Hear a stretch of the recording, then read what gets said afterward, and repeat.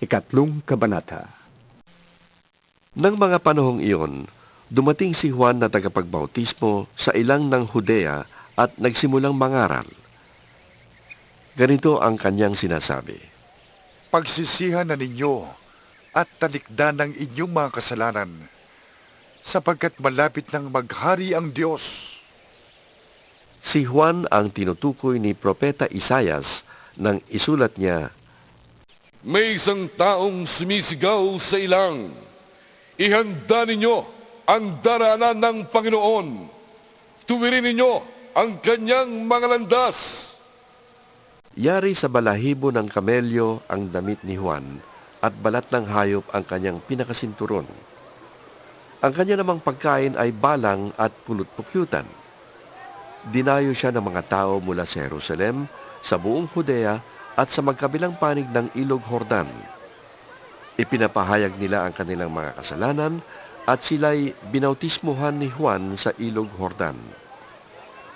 Nang makita niyang lumalapit din sa kanya ang maraming Pariseo at mga Saduseo upang magpabautismo, sinabi niya sa kanila, Lahi ng mga ulupong, akala ba ninyo'y makakatakas kayo sa parusa ng Diyos? Patunayan ninyo sa gawa kung talagang nagsisisi na kayo. At huwag ninyong akalain na makakaiwas kayo sa parusa dahil sinasabi ninyong ama ninyo si Abraham. Sinasabi ko sa inyo na kahit sa mga batong ito ay makakalikha ang Diyos ng mga anak para kay Abraham. Nakahanda na ang palakol sa ugat ng mga punong kahoy. Ang bawat punong hindi mabuti ang bunga ay puputulin at itatapon sa apoy.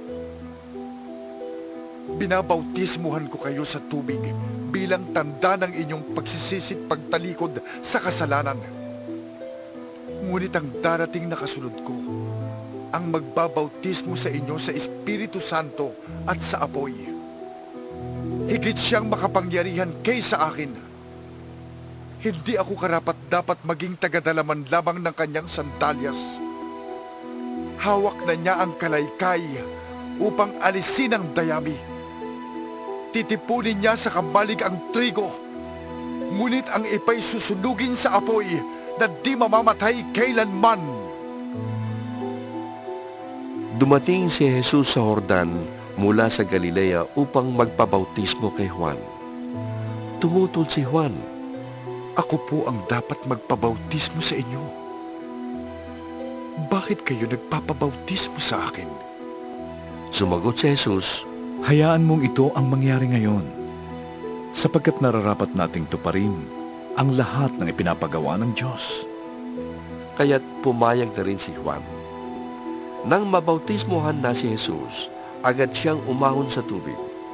Nabuksan ang langit at nakita ni Jesus ang Espiritu ng Diyos na bumababang parang isang kalapate at dumapo sa kanya. At isang tinig mula sa langit ang nagsabi, Ito ang minamahal kong anak na lubos kong